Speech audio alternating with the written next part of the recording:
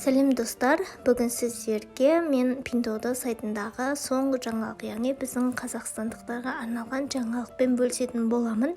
Ең алдымен каналға тіркеліп, лайк басып, колокольчик басып қойыңыз, себебі алдағы уақытта көптеген лайфхактар мен сайтқа қатысты жаңалықтар бөлісіп отыратын боламын.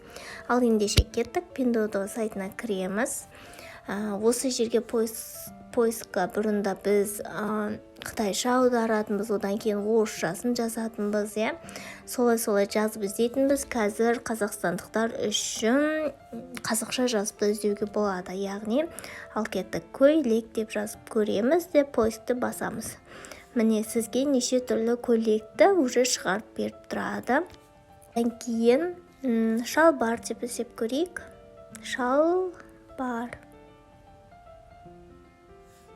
Мінекей сізге шалбарлардың неше түрлісін көрсетіп жатыр. Қалауыңызша заказ бере берсеңіз болады. Әрине отзывтарынан қарап бересіздер міндетті түрде, магазиннің рейтингіне қарап, оның барлығын алдағы уақытта бөлісетін боламын видеороликтермен.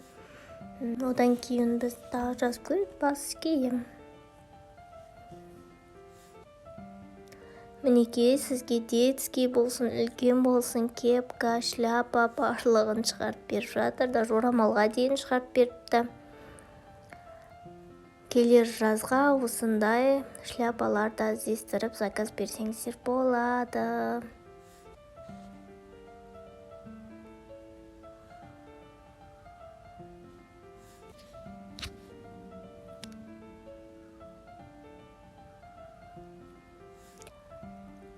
Жаңалық ұнаса, лайк баса кетіңіздер.